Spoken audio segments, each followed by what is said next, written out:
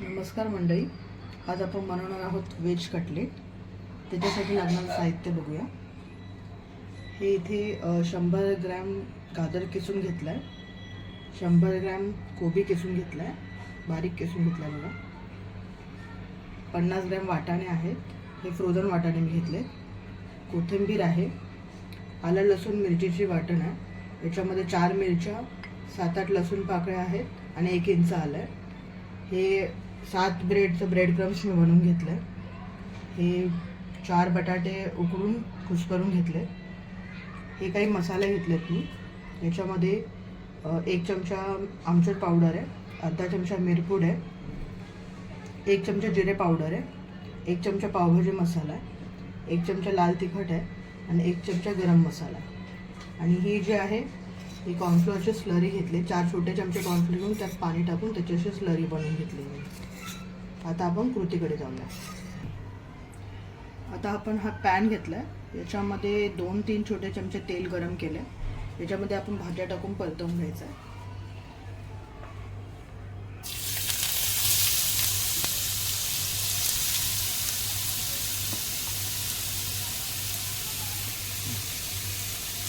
हा कोबी टाकून झाला, गाजर पण टाकूया आणि वाटाणे पण टाकूया.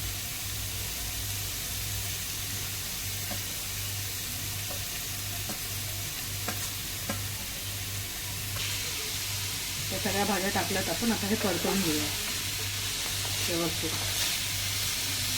3 ते 4 मिनटं हे आपल्याला कंटिन्यू परतवून घ्यायचं.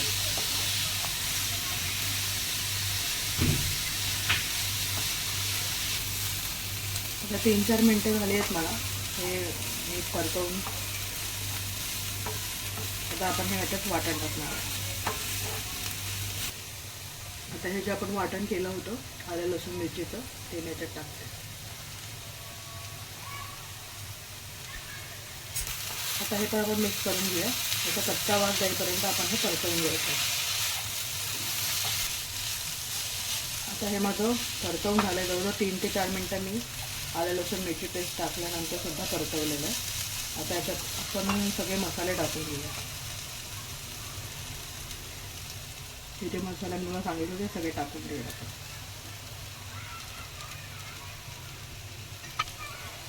चवीनुसार मीठ पण टाकायचं. मी इथे 2 चमचे टाकते, 1.5 चमचे टाकते, तर तुम्ही तुमच्या हिशोबाने टाका. तर हे पण आपण व्यवस्थित परतून घेऊया एकजीव होईपर्यंत. आता बघा हे आपले मसाले सगळे एकजीव झालेले भाज्यांबरोबर. आता आपण याच्यात जे स्मॅश केलेले बटाटे होते ते टाकणार आहोत. हे बटाटे आपण याच्यामध्ये टाकूया. आता हे आपण बटाटे टाकलेले आहेत. हे पूर्ण आता व्यवस्थित एकजीव करेपर्यंत परतायचं आपल्याला. आता हे व्यवस्थित आपण एकत्र केलेलं आहे. आता आपण गॅस बंद करू आणि एका मोठ्या बाउलमध्ये काढून हे थंड होऊन देऊया. आम्ही मोठं बाउल घेतलेलं आहे, हे मोठं भांडं आहे, त्याच्यामध्ये आपण हे थंड होऊन द्यायचं.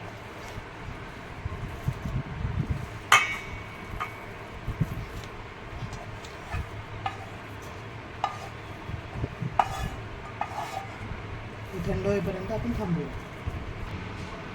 हे व्यवस्थित थंड झालेलं आहे. त्याच्यामध्ये आपण ही कट केलेली कोथिंबीर टाकूया.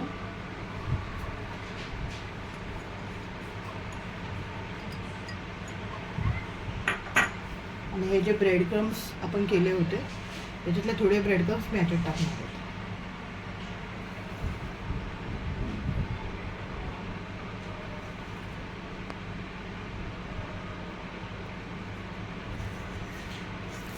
आता हे सगळे एकजीव करून घेऊया.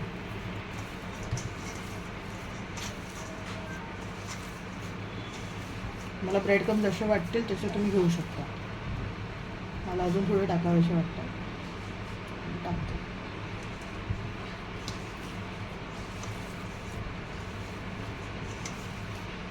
हे सगळं एकजीव करून घेऊया आपण. मी इथे बाजूला पॅनमध्ये तेल तापवत ठेवलं कारण आपल्याला शॅलो फ्राय करायचं आहे. आणि हे जे आपण मिक्स केलं होतं याचे आपण असे गोल गोल कटलेट करून ठेवणार आहेत.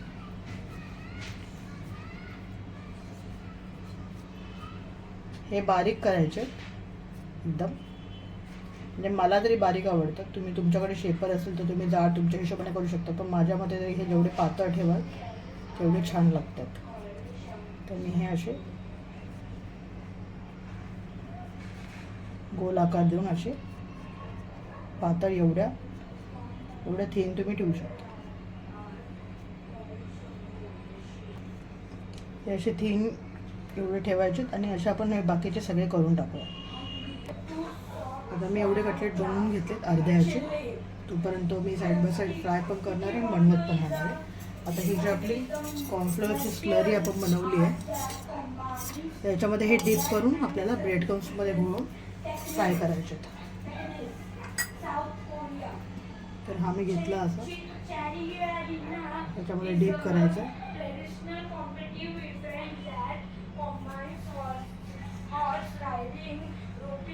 त्याच्यामध्ये ब्रेड क्रम्सने कोट करायचा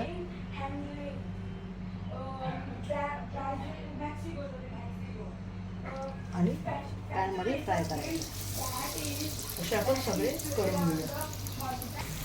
आता मी असे सगळे फ्राय करायला पॅनमध्ये ठेवलेत आणि आपण 2-3 मिनटं हे मीडियम गॅसवर ठेवणार आहोत आणि नंतर पलटी करणार आहोत.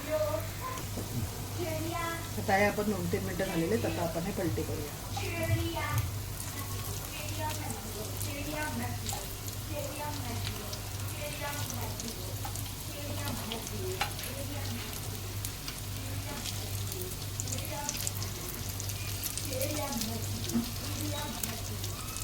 आता परत आपण हे 2-3 मिनटे या साईडने परतून घेऊ. आता हे आपण काढून घेऊया. हे दोन्ही साईडने व्यवस्थित तळून झालेले हे आपण आता एका प्लेटमध्ये काढून घेऊया. आता हे कटलेट मी सर्व केलेले आहेत. किती छान क्रिस्पी दिसतात बघा. त्या पूर्ण मटेरियलमध्ये मी 24च्या आसपास कटलेट केलेत. तर तुम्ही कुठल्या पार्टीला वगैरे पण बनवू शकता. थँक्यू.